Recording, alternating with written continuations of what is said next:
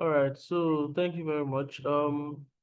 First thing, let's go to the meat of the day. So what is configuration management basically? So configuration management is a process of systematically managing and maintaining the desired state of the desired state of um IT systems, including software, hardware, and hold on.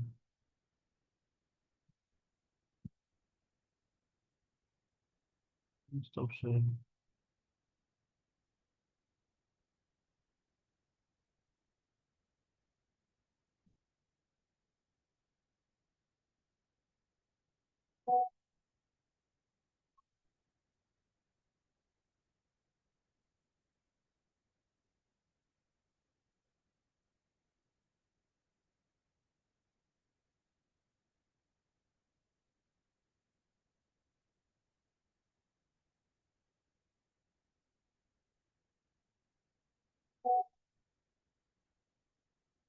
All right, let's continue. Sorry, I need to check a few settings to ensure that I'm on the right track. Okay, so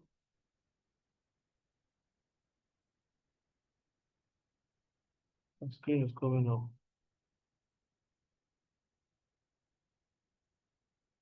So yeah, configuration management involves this is the process of systematically managing and maintaining the desired state of IT systems. These IT systems include, your software, your hardware, your network, and your infrastructure.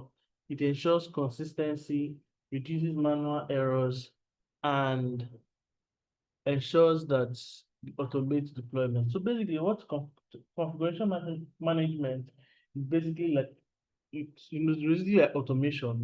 It's its own different set of automation. So as a DevOps engineer, you be taxed sometime with you'll be taxed sometime with deploying a particular setup on multiple servers. That's the basic concept of configuration management.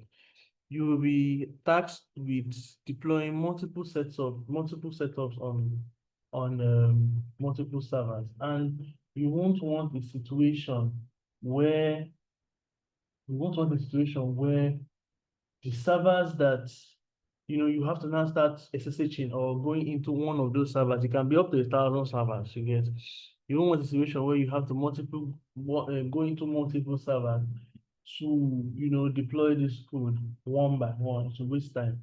So that's the whole concept of configuration management. What configuration management does basically is ensures that you have a unified setup from a host, a configuration that you already want to deploy, and then a connection to multiple servers. You get a connection to multiple servers.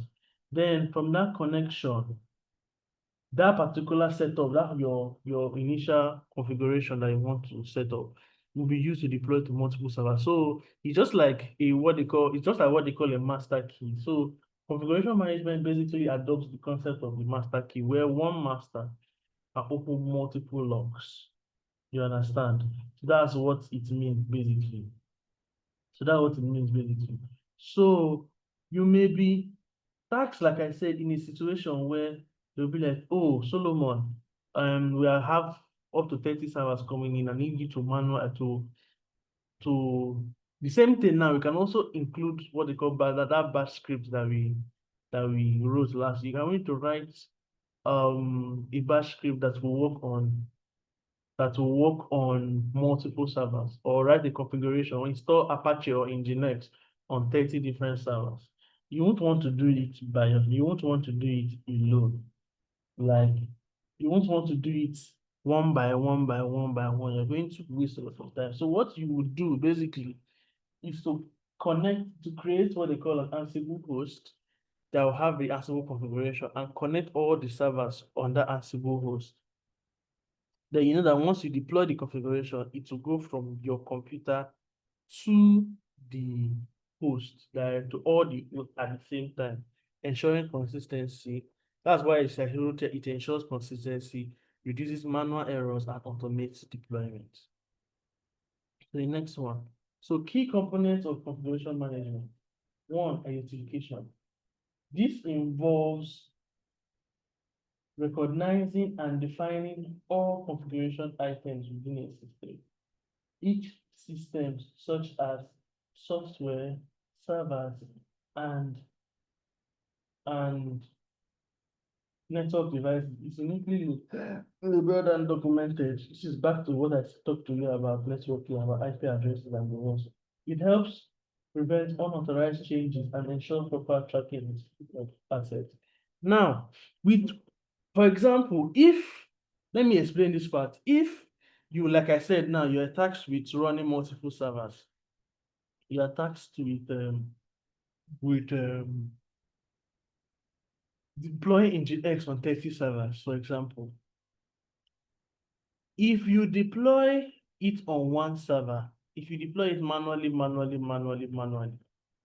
1 to 30, someone can just come and access one server and probably turn off your Nginx configuration in that one server. So you have 29 servers that are running Nginx and one server that's not running that Nginx, which will cause a problem because if you want to now probably deploy your code on these multiple servers manually again, you still now have to check and do all the checking. By the time you reach that one that's not running, you have to start doing troubleshooting and the rest, which is a bit of stress in the long run. You understand? So what Ansible does is identification. So you, within the Ansible system, you write, you configure these servers that you want to access, either using username and password. Each server would most likely have a username and password, or they will have SSH keys. Either you have username and password, or you run SSH keys that will you connect them to your Ansible host, which is your main machine that's running your Ansible. Connect the Ansible host and ensure that it is properly connected by running a ping. So there's a ping there to call. You run a ping from your server to that server, and it will show you pong, which is like a response. So when you run the ping, it will reply pong, the green. Test that at home, we're doing hands-on on Friday. Friday, it will be fully hands-on. Yeah, we will do all the demo. This is mostly just an introduction. Then the next thing. Now, that's the first one. Then the next one is baseline. A baseline is a reference point that determines the approved configuration of a system. It helps in maintaining system integrity by providing a steady state to compare future changes against. Baselines are essential for troubleshooting, rollback, and compliance. Now, what a baseline is whenever you deploy an Ansible playbook, it saves that state, as a baseline. So whenever you will make a change, it is updating. Whenever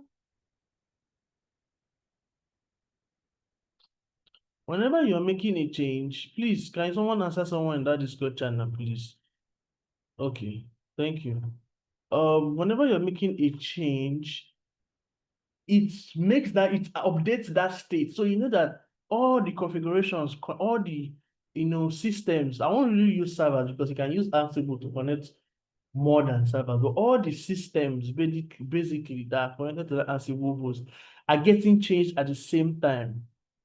So you know that if there's an error to one that's coming from Ansible, it's affecting all of them at the same time.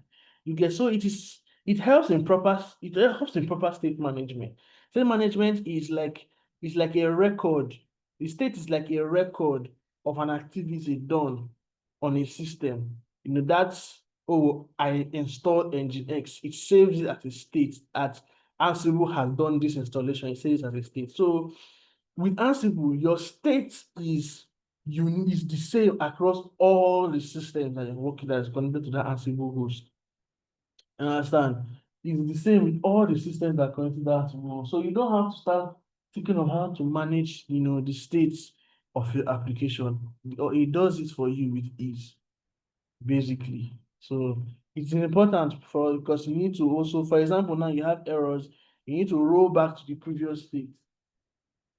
And when you roll back to the previous state, it will now, when you roll back to the previous state, it will now, you can now troubleshoot and do all the things. Then you deploy again, and you deploy to all the servers connected.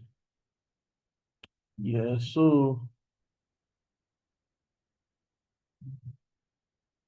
right. So benefits of configuration management. The first benefit is automation, like as usual, automation. So it reduces manual interventions and human error. Like I mentioned before, instead of you to now you're installing Nginx, or instead of you to now be in a scenario where you have to install, because you can, if you're, imagine now you're working in Kubernetes environment um where you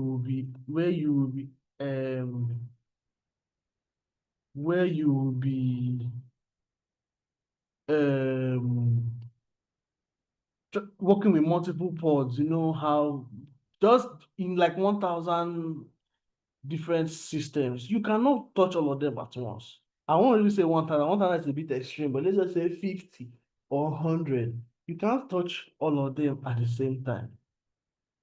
So you can't touch all of them at the same time. So Ansible helps to bring that automation to you, so that you know that it's just basically like a plug and play type of system that you just put in, and all the configurations will align, basically.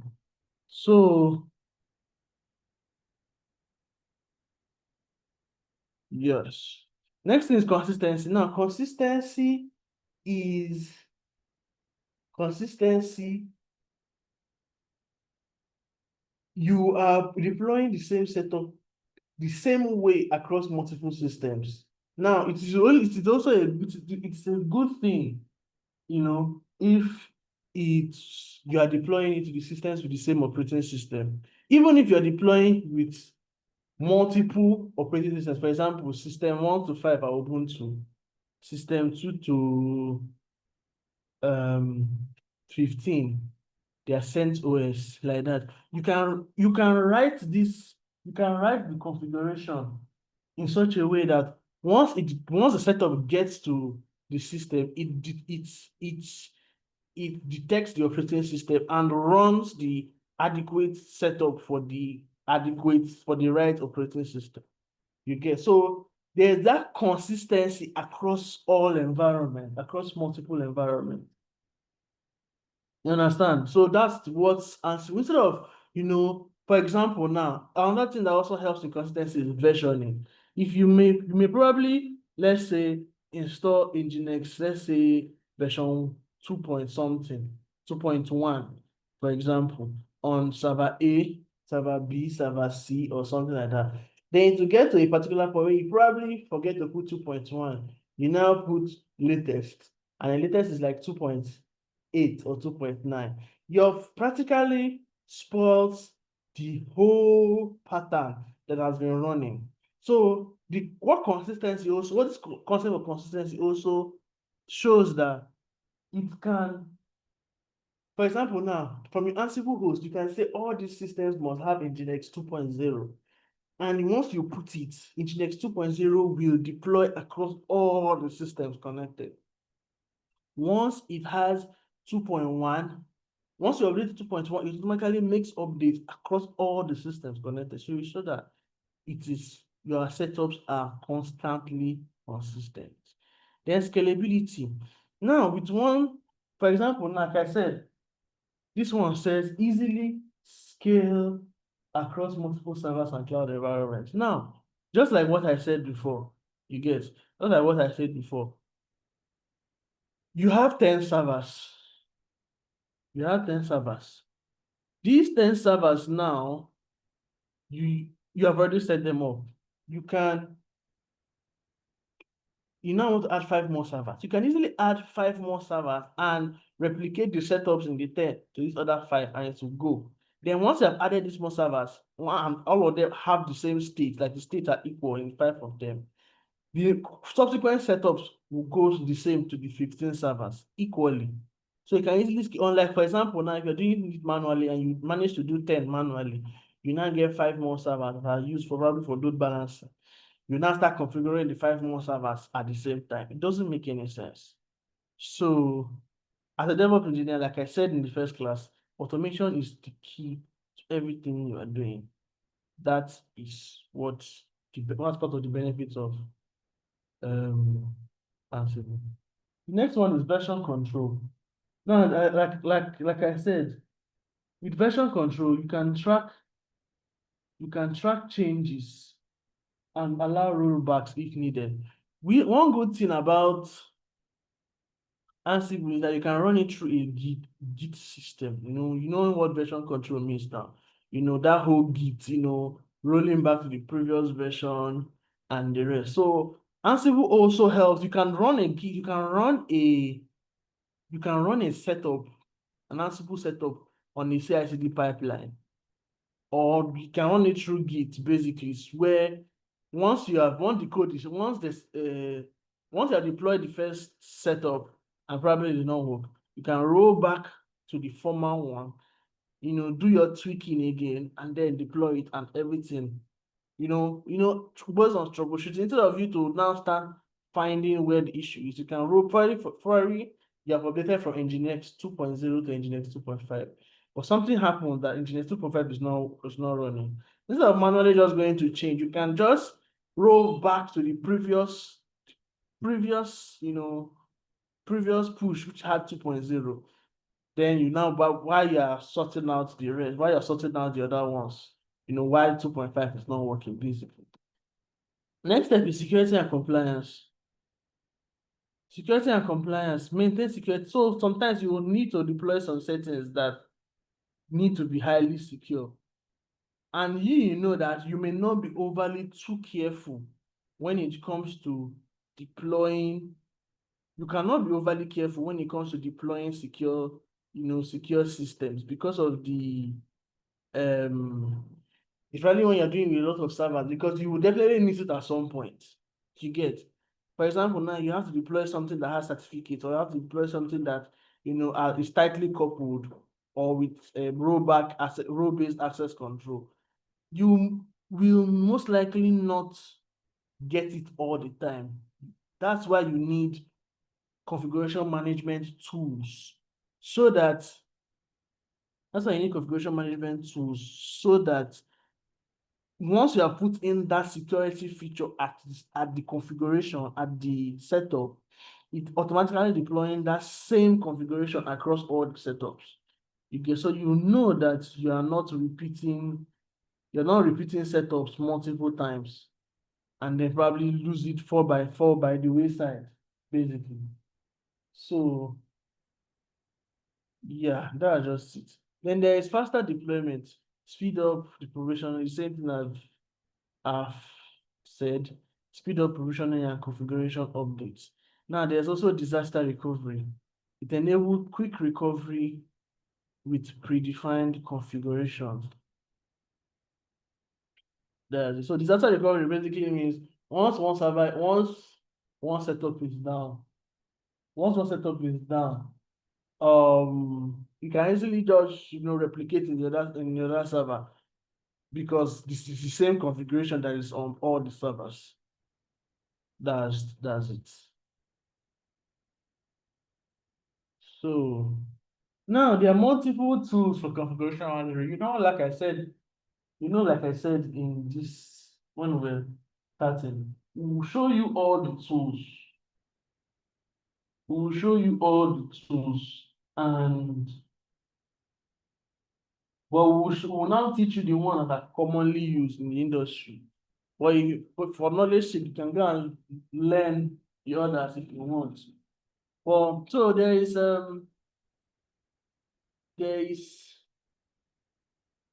there are 4 main types of configuration management tools. There's the Ansible. Ansible there's Puppet, there's Chef, and there's Salt Stack. So Ansible is agentless, simple, um, YAML-based automation tool. Then there's Puppet, it's Ruby-based. So you have to know, now the disadvantage between Puppet and Chef is that you have to know Ruby as a programming language before you can use it. So there is, an extra stress. YAML is like a markup language, so you can easily just, it's not something that you need to learn, it's just something that you can just easily write. YAML is basically a fundamental language, a fundamental markup language that you use because almost everything we do here uses YAML. So it's pretty straightforward. It's not programming basically. It's just a syntax that you use to define, declare some certain configurations. So it's one of the simplest configurations that you can work with. So yeah. Then there's the salt stack. So salt stack uses a master minion configuration with YAML-based automation. So these are the four popular types of the configuration management tools that you can work with. So hold on, let me go and turn that.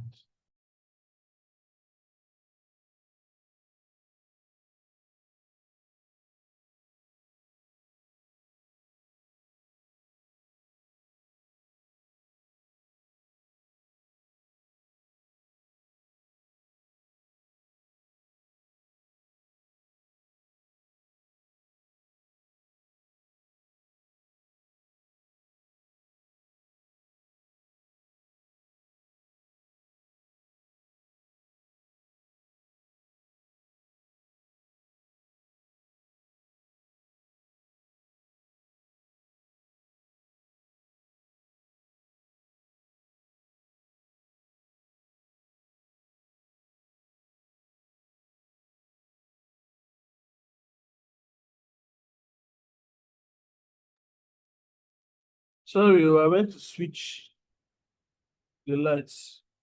Anyways, like I said, so what is Ansible? Ansible is an open source configuration management or automation and orchestration tool. It uses a simple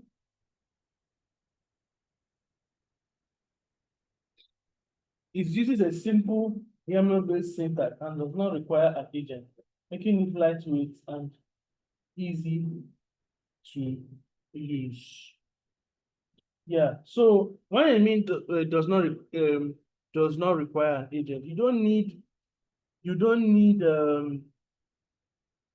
like a special tool to be installed on the server, on each of the servers that you want to connect to. For example, now I have my main server and I want to connect to, server B. I have to go and install something on server B that will enable it to connect to my main server. That's what an agent is.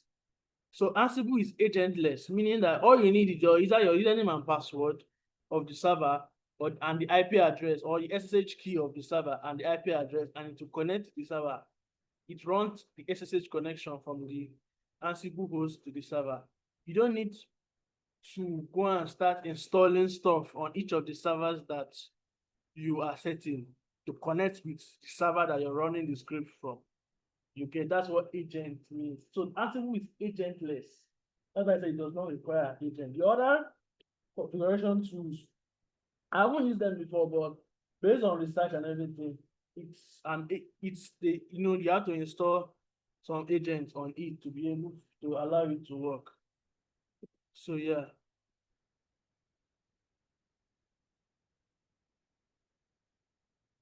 Okay, so why use Ansible? Ansible has an agentless architecture. Like I said, you can use SSH, you can use SSH configurations, or if you are trying to deploy to a Windows environment, you can use WinRM. Just it's a very, very simple way to connect with Then it is idempotent. Idempotent simply means that the state is always consistent. So if I want to deploy Nginx on the servers now, if I deploy it once, if I want to deploy it again, it will tell me, oh, this setup has already been deployed before, except you change probably like a version number. You get, that's what idempotency means. Then it also uses simple YAML-based playbooks. Now a configuration is called a playbook. So when I say I want to deploy Nginx on 30 servers, it simply means I'm writing a playbook for Nginx that will deploy on 30. So that configuration that you are writing is a playbook, and you have to understand it as well.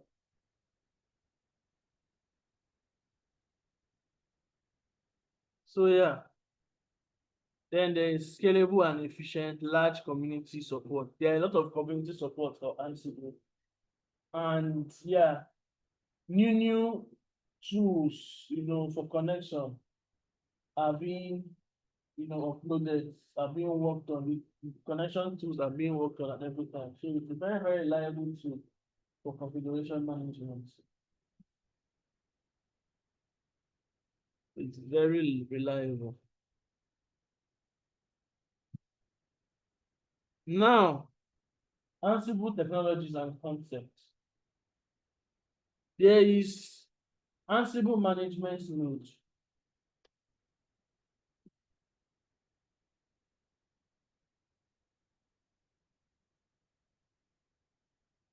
There is Ansible management node.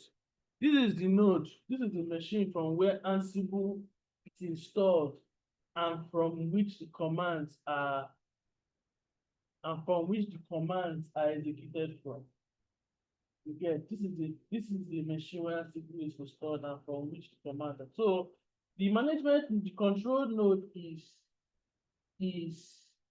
that place, like your own main server, where you install the Ansible from, and then make all the connections to other servers from. So there's like it's called the Ansible control. That is the control node. Then there's a managed node. So managed node is the place, these are all the target servers, target machines that Ansible is going to configure and manage for you. Then there's inventory. So the inventory is a file that lists all the managed nodes and the connection details. So when I am connecting to these 30 servers that I'm referring to, I write the connection details in an inventory file. I'm sure you know what inventory means from people that have operated shops and stores before. An inventory is like a record of things that, for example, if you're in a store or something, an inventory is like a record where you keep the record of the things that you have for sale and all those stuff. So you're creating what they call an inventory file. And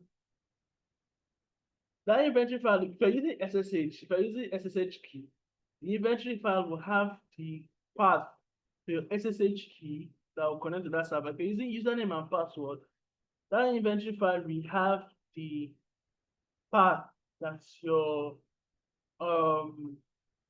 that will have the username and password. Please note that if you are in a situation where you are going to deploy a what they call it, and so you're not going to deploy, you're going to push a configuration file to Git. Do not push your INI, your inventory file. Do not push it, because someone can take the INI now. If it's something that involves username and password with the IP address, someone can take the INI and then be able to configure, because Ansible is not, it's agentless. So someone can take it now, get into it, and be able to configure, stuff on your server. So your INI should be within your setup, within the server, but it should be in a place where it is like kept separate. It should not be in a file that you probably push to GitHub or something. It should be part of your configuration file. That's what an inventory file is. I call it an INI because it's safe inventory.ini. Then there's some modules. Modules are reusable scripts that are used to perform specific tasks. Tasks include apps for Ubuntu environment, YOM, and service. That's what they call a module. Now, if you can see from this setup, here, you will see that this is the Ansible management node. The Ansible management node connects to host 1, host 2, host 3, either via SSH or via username and password. And then the Ansible host also has the playbook, which is the playbook is where the configuration is set, and then the inventory is where all the files listing the nodes and their connection details is set. Then it is through this now that is able to enter into host 1 or host 2 or host whatever. Then there are tags. There's also tags. So tags is like an individual action. So within your playbook, you define what's called the tags. It is this tags now that you tell Ansible what to do and what not to do within the playbook, within the whole Ansible setup. That's what they call tags. Playbooks, like I said, YAML files that contain tags and instructions for automating processes. That is what a playbook is, like I explained. Then a method, roles are methods for structuring Ansible project into reusable component. Now, if you want to situate a particular system where you want to group, for example, now you want to run 4 concurrent commands at the same time. Instead of running it in different playbooks, you put it in a role. So a role, you can put role, create a folder, another role, install, or rather create a file in the folder.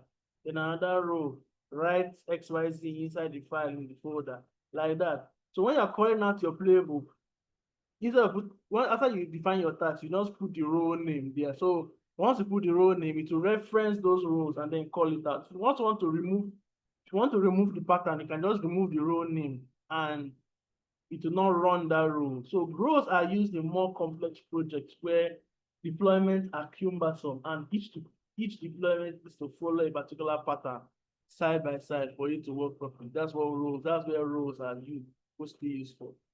Then handlers are special tasks that are triggered when it's notified by another task. So once you want to, there's some tasks that are triggered by another task being executed. Those tasks are handlers. Then there is the Ansible terminology, there's the facts, system properties, and variables gathered from managed nodes. And Ansible Vault. So Ansible Vault is a feature for encrypting sensitive data like passwords and API keys. I don't think we'll treat this, but let's see how on Friday we'll see. Then there's dynamic inventory. So dynamic inventory is a kind of setup where, for example, now, if you are running for example, you're working with a cloud server, and the cloud server is set in such a way that this IP is always changing, probably when they update the server, when they stop and start the server, IP address will change. But you have the first IP address on the inventory file. You don't want a situation like that. What you want is a situation where for every new change, so you can set it for every new change, you should pick up the new IP address and then input it in that point where you are defining the IP address of the managed node. That's where the dynamic inventory comes in. Then there's Ansible Tower, a web-based UI. So Ansible Tower is like a UI that I can use. So if you don't want to use it on the terminal, you can use it on your UI. I've not used it before, so I don't think we're not going to treat it. You can look into it in subsequent, as part of your practice. Now, this is a typical example of a configuration file. Now, configuration file is usually set in Configuration file, like I said, is usually set with now what the configuration file does is configuration file, you store the location of your inventory file in your configuration file. So once you are writing, if like I said in the previous class, your configuration, your inventory file is a private file, so it's not something that you have to like touch. But within your, when you install Ansible in your system, it automatically has what they call an Ansible.ch. The CFG is where you define where the path to your, you define the path to your Ansible file, to your inventory file in this particular Ansible.cfg, that's the config file you get. Then there's now an inventory file. So an inventory file determines the target host for Ansible to manage. Example, now if you can see what I'm showing you on the screen, this square bracket is like a definition. So when you want to deploy and say, let me say production. So this production is it has defined two IP addresses here. This IP address 1 and IP address 2.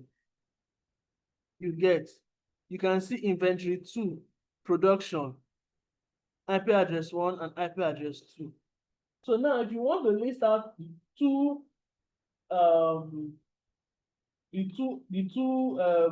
inventory files, the Ansible -I, this -I is like telling you where the inventory is. But in a lot of cases, if it's defined in Ansible.cfg properly, you won't need to define this. It should just automatically pick it. But sometimes I like to pick it, whether I define it or not, for clarity. Inventory 1 and inventory 2. If you check this out now, you will see that it has shown you these two here, and then these two, that list host production. So to go and pick where production is defined in this inventory file and list them out for you, basically. So does anyone have any questions so far? Please confirm you can hear me. Can anyone hear me? Yeah. Can you hear me? Yes, all right. Yes. Okay. Does anyone have any questions so far? Before I proceed.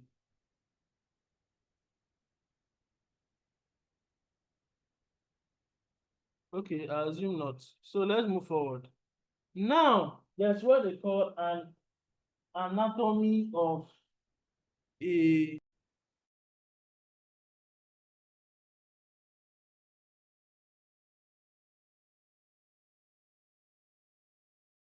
it's what they call anatomy of a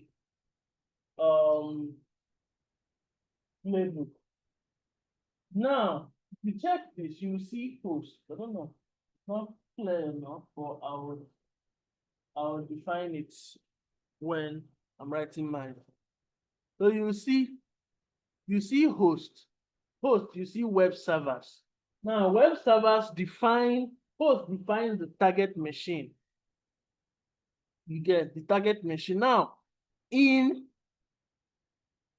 that other Ansible, in that other INI file I showed you, in that other INI file I showed you production. Now, this is where you put the production. Yeah.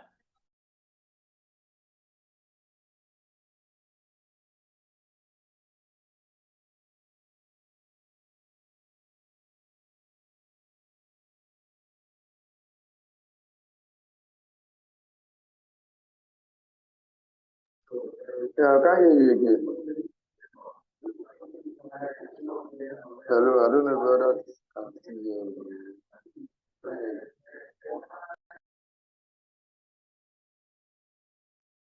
So sorry for the interruption. So now that part where I wrote production here, this is where it's going to go, where this web server are.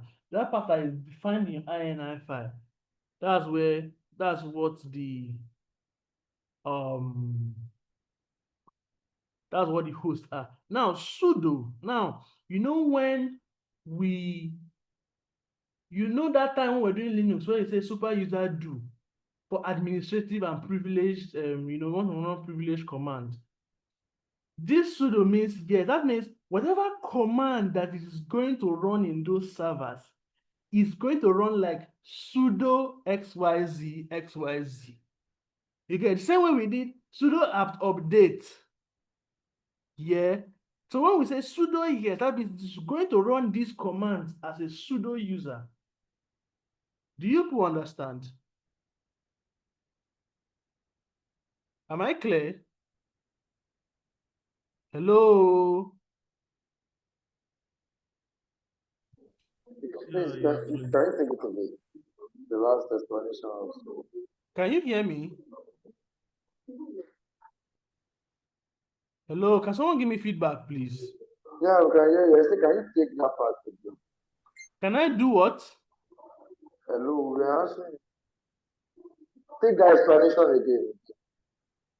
You know, when we did sudo apt updates, when we're doing Linux, we're talking about super user privileges. You get, when you define sudo yes, it means it should go and run those commands as a privileged user, which is sudo. So that time we're doing sudo apt install nginx. This sudo yes is telling you that thing you want to install with Ansible, you should run it as a privileged user, which is using sudo. Do you understand me? Yes, I know. Good. Now there's the variables. Now, variables are like, like items that you don't want to repeat throughout where you're deploying. So you just store them as variables. You can see app name, repo URL, repo remote origin, repo version. This particular Ansible script now, it clones this particular Ansible script clones a GitHub repo from the remote repository into your server and then runs it on your server. That's what this whole script does. It's not my script. So now, after the variables, if you don't want to define some certain components at the same, multiple times, just put it in a variable. Now, after the variable, you will see tags. You will see tags. Now, what does the tags do? The tags, what do the tags do? The tags, now, this is where you define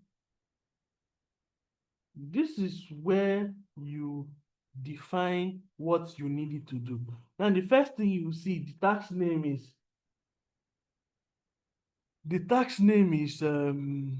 Git pull project. So that's like the name of the first tax. It will now do Git. Now, this Git you are seeing here is the Ansible module that you're going to use. There are multiple of them. If you want to go to the documentation and read it, there are a lot of them. So since we're using Git, to use Git, ensure that you go and find out each of them, because it is not because, oh, the main command is Git. That's why you just assume that what is on Ansible is Git. You have to go and search documentation and find the right one. Now you see Git, you see repo. Now this Git module now has defined multiple values that you will put in. Git repo, it will pick from here, repo URL.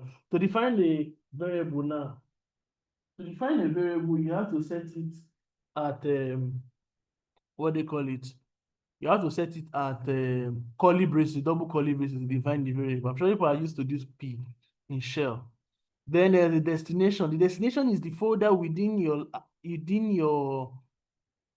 server that you want to deploy the code on. That you want to clone, you want to clone the list on, which is here is deploy. So it assumes that you've already created a folder called deployed, and then it's going to clone this project in that folder. Then there's a app name. App name is please deploy me. So this deploy / please deploy me is going to deploy it. It's going to clone it into that particular folder when you go git pull.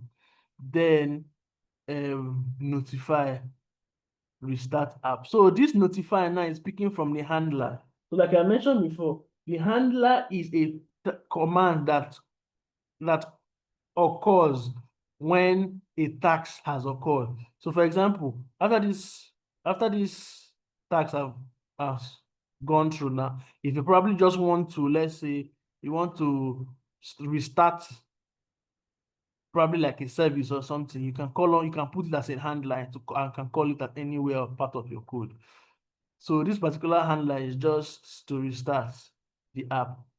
Then to restart the server that is in question.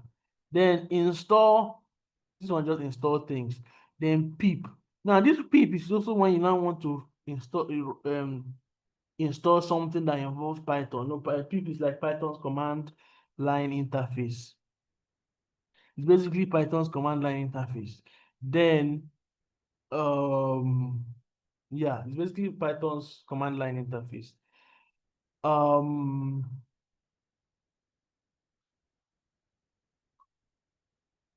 Yeah, so pip is for Python. You know, the name will be virtual env or something if you want to install it.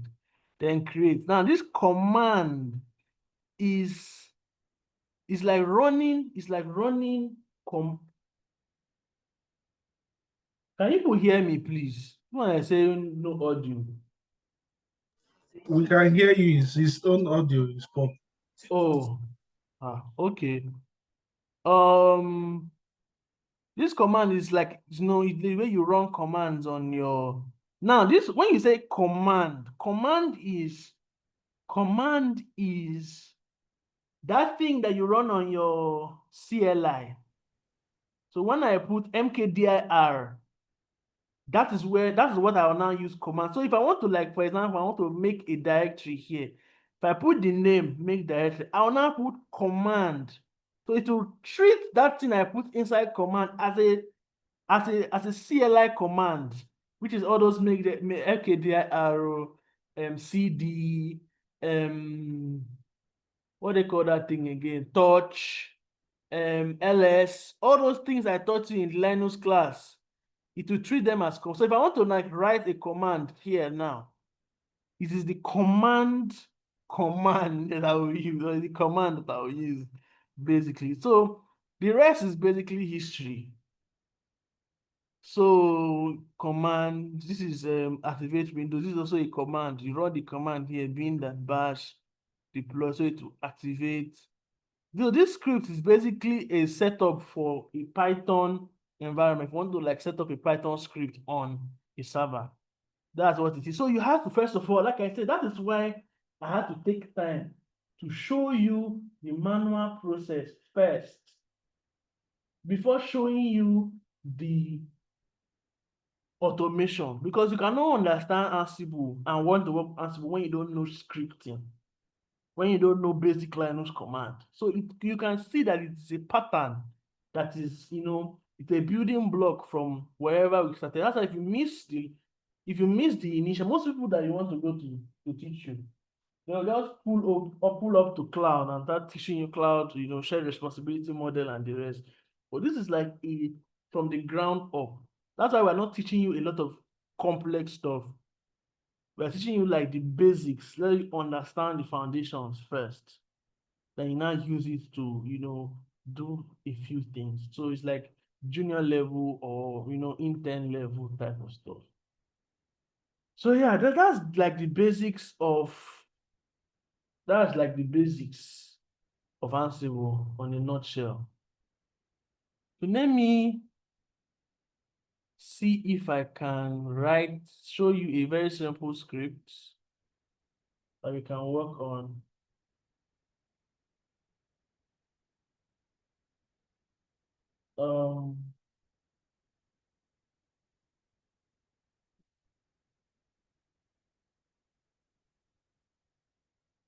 All right, so I'll switch to my second computer.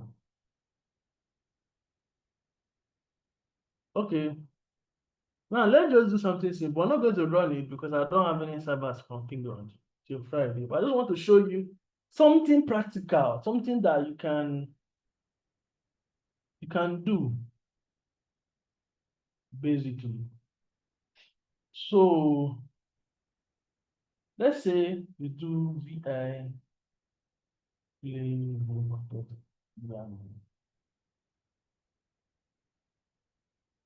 So I've created a new file, playbook.yaml. And this playbook is very simple. We want to install Nginx. Very, very, very simple playbook. We want to install Nginx. So now, this is also teaching you YAML as well. So double up for a YAML class. These first three signs, the same way we had shebang in the last one. This is what you will do for YAML configuration. But the difference is that this is optional. It's not mandatory, but it's best practice. You get, put these three dashes in front to signal your computer that you want to write the YAML file. Like I said, it's not optional. It's not compulsory like shebang, but it's optional for good practice. Then you now create like an array. You do name. So name will talk about the file, install, and start Nginx. The next one will be host. Now, this host will assume that you have set hosts. This host will assume that you have set an inventory file called web server with all the IP address and all the setup there. Web server. Then become. Now, this become is also another command I can use to become the user. So when you are setting your Ansible file, you also set the user, which if you're using Vagrant, to show that your user is Vagrant, or if you're using a cloud environment, the user that is set for you on the cloud, that's what you will put in your inventory file. So this stuff is telling you that when it goes in, it should act as the user. Sometimes if you want it to act as root, you do what they call become root. And then it now put yes. So it's now going to, and then sudo like switch to the root user and then, run the command. So as here, it's now also do variable. So let's just say if the variable has Nginx underscore package.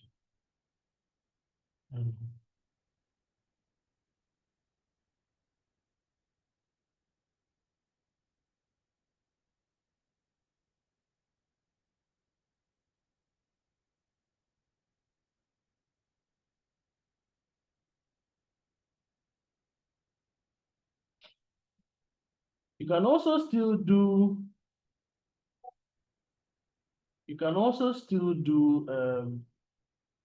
become.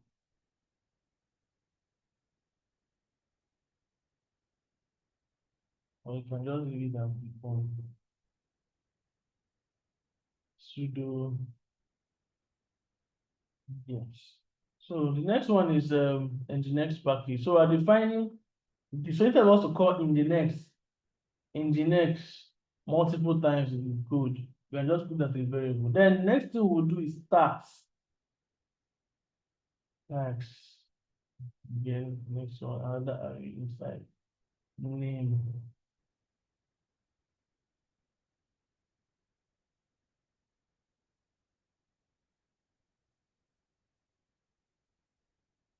So the name will be update apt package. Now this one, since we're using apt, so it's like running sudo apt update on your system. So since we're using apps now, we're going to get the apt module from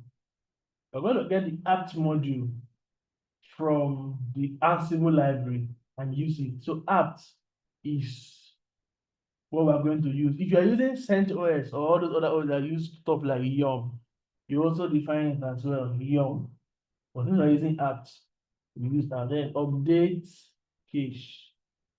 So this is updating all the cache in the server that you're going to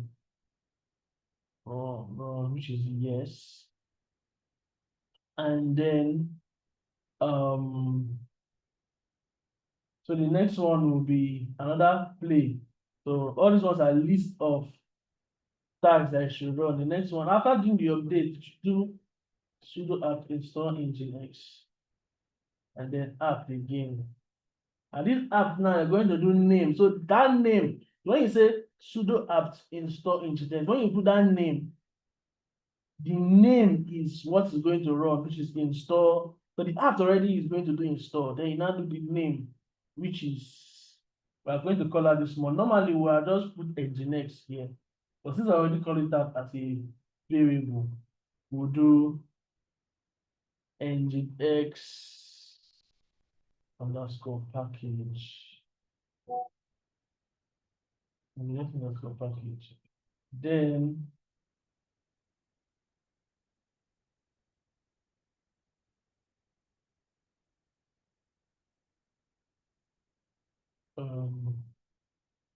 then state present. This present is like it's like install basically.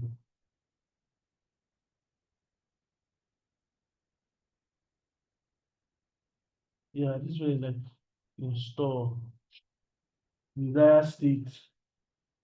So this present basically just ensures that the the package is like I said present in the computer. Make sure that it exists basically. So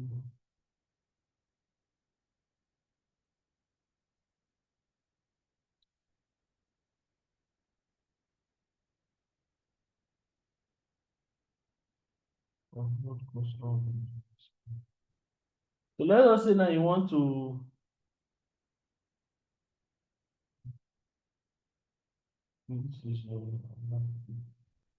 now that we have installed Nginx, we now want to ensure that it's running.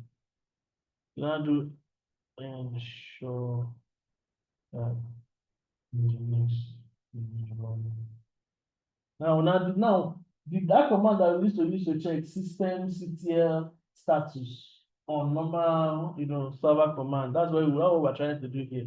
We use the service and then run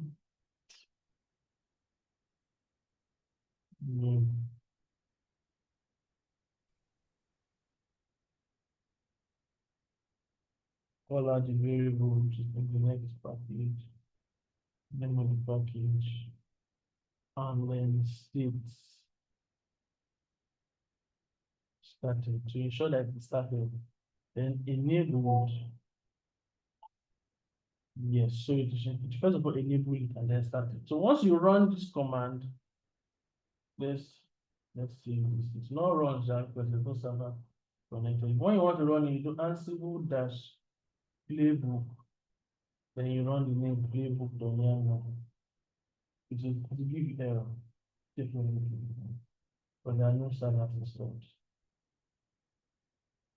Okay.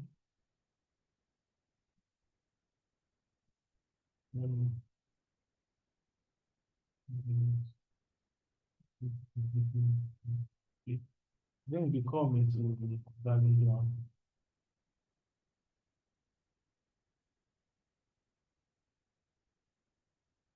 So yeah, show you no host match.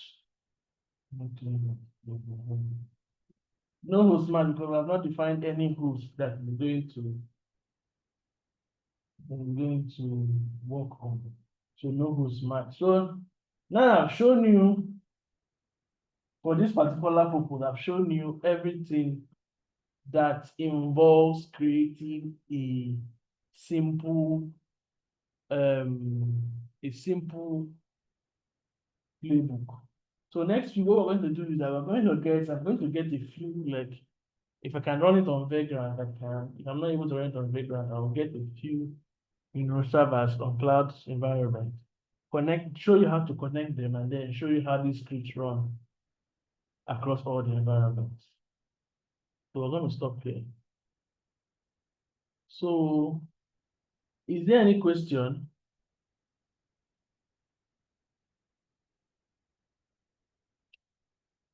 Please tell me your question. if you have any.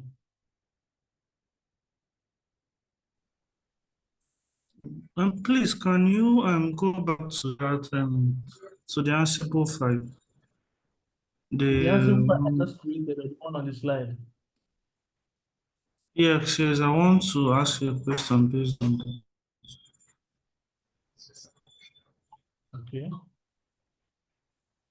Then the another question I want to ask is, I can use my VS Code now. I want to create a file. I can use my VS Code to You write can use your the VS Code Y if your VS Code is YAML. connected to your All server. right.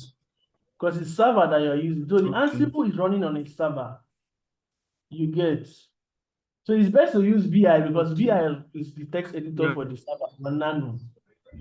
You get. See me, I'm using Django vagrants now. I'm already SSH to my vagrant. That's what I'm running on this command. Yeah. Yeah. You understand? Okay. Yeah. So if so, what because one thing with VS Code here, VS Code has the ability to you can SSH into a server inside VS Code. So if you want to run large script and you don't want to use VI, you can connect, they call it connect to your remote host. That one is out of the scope of this study. Connect to a remote host. Now, from connecting to the remote host, you can now connect into that remote host. So when you now create a file using touch command in your remote host, you can now use VS Code to write whatever. That particular one is good when you're writing a script of like, let's say 500 lines or something. I don't want you want like stability and you want, you want to be able to catch errors quickly. You can do that, but that's a different process. But this is my playbooks were Sorry, run you on. said connect to remove. Please, can anybody hear Sorry, me? you said connect to a remote code. Yeah, Can you I hear can hear me? you well. Can you hear me, Maybe it's please?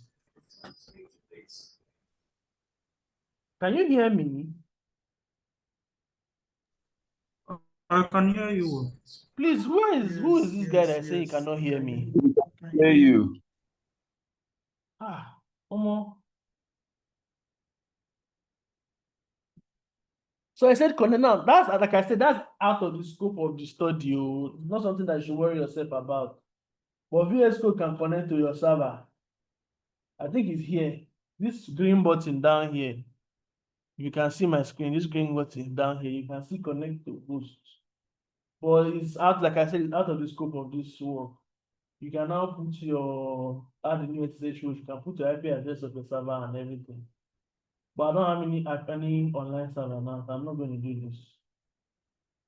So yeah, you can connect it then to enter inside. So you can now write scripts on VS Code that is connected to your server. Do you understand? But like I said, out of the scope. But this playbook you're seeing here is part of this whole setup. Can I run it in a Docker environment? Yes, now you can use Ansible to run Docker. I don't think you can use Ansible to run in a Docker environment, but you can use Ansible to run a Docker, like to configure Docker. So all those Docker pull, Docker run, all those things, you can use Ansible to automate them. You can even use Ansible itself to deploy. What I'm asking is, sorry, Yasin. No, talk, continue. Okay, what I'm asking is, because you're talking about connecting to server, right? I Yeah. want to know if I can run it in a Docker environment, like because VS Code is very easy for me to navigate. Yeah. That Vim environment, it's giving me tough time when I want to work on it. So VS You Code is can more use you like can use Nano now. easy for me to. You can use Nano or you can. Do you have? I don't know how to put this now. I've not used this thing in a Docker environment before, so I cannot really say that's useful in Docker. But I've only used it in a server. Like when you have the server, which is the control node, like I explained, you install Ansible there, run all your connections, and then yeah, and then run it basically. You Okay. understand? Then okay. Yes. Help me Let's open stop the sharing. Ansible playbook. Oh, okay. No, open the playbook. Yeah.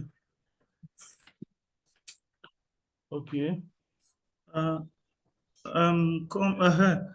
You said no. Come down. Come and This is the go up. last Sorry. now. The first. No. The okay. The first line.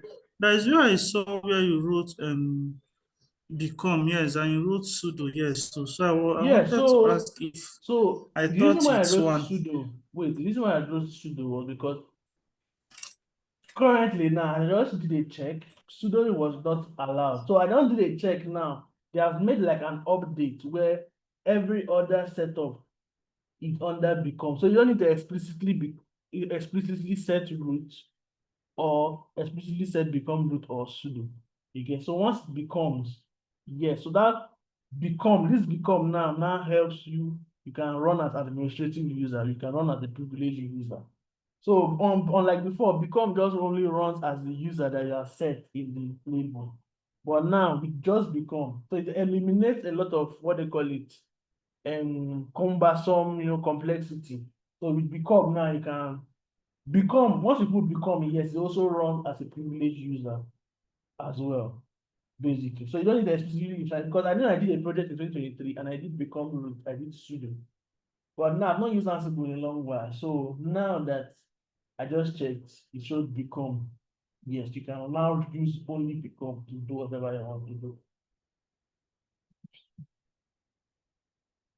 Okay, then the last question, what is an NGX all about? I understand it's more like creating servers or something. I want to Yeah, understand the Nginx lining is principles of it. Nginx is called Nginx, like engine, like the way you have engine, Nginx. So Nginx is like we call it it's like a reverse proxy environment where, or like a web, like a host, like a what I call a web server environment where you use to host your web files, like a mini host that helps to package your web files within your server.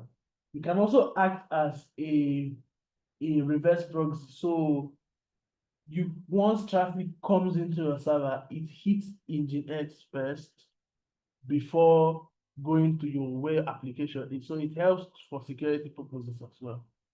But basically, it's just used, you can use it to host like basic HTML applications, not just, that's just what it's used for in the micro sense. Like a small web host within your computer. You understand? The knowledge of Nginx is Okay, not yeah, really thank you. important for the whole setup. It's just knowledge of Ansible. I use this Nginx because it's the most lightweight package that I can use for this whole stuff.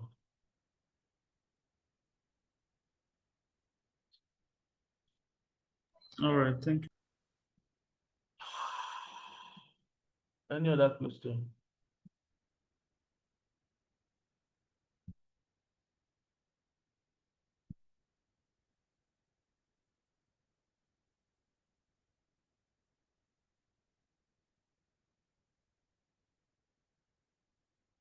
Does anyone have any other question?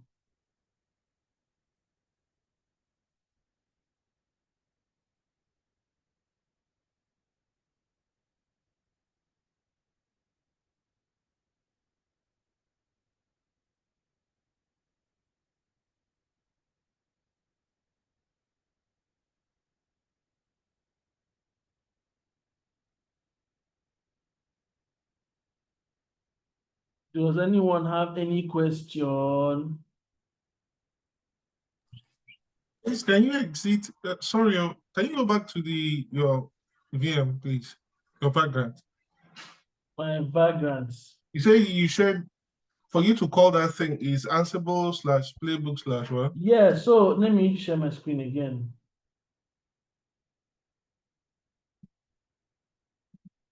Now, let's do this. Okay. Can you see my screen? Now, because we don't have any inventory file, hear me. When you have an inventory file that have your hosts involved, you do Ansible inventory dot ini. So this ini is like an initialization, so it helps to like initial. That's what just called initialization. That's this thing for it. So once you see inventory, so it's going to pick or find where the ini is, and then run the command that is on the playbook for that ini. So the ini will contain all your hosts, your routes to your SSH keys, your password, your username and password if they are there, and all those important setups. And then you to now run the. So if first of all, it's got when you install Ansible, you do Ansible playbook. First is Ansible playbook, then the ini, then the playbook.yaml. Sorry, so we have to install Ansible first. Yes, in Ansible, you have to install you install Ansible on your host machine. Okay. So that host machine, you do just go to you can go to documentation to find out how you install Ansible, just basic stuff. You don't have to install Ansible, or you can use the package manager that's on Ansible command. Just install Ansible on it. It's very lightweight. It's not something that will take a lot of memory. Very lightweight. Once you install Ansible, you do Ansible -v to tell you Ansible. I'm always mistaken. It's always confusing. Hold on. Yeah.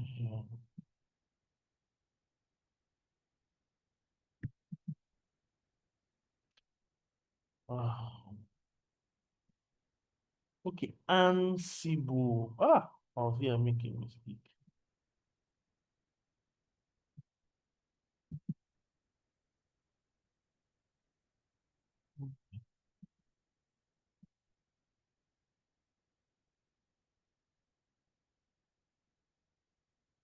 Why am I? Why is this thing confusing me like this? Babos. Okay, dash version.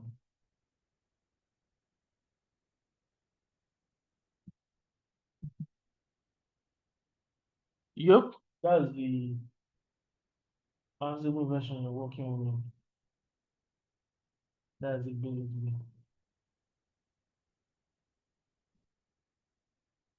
So yeah, any more question?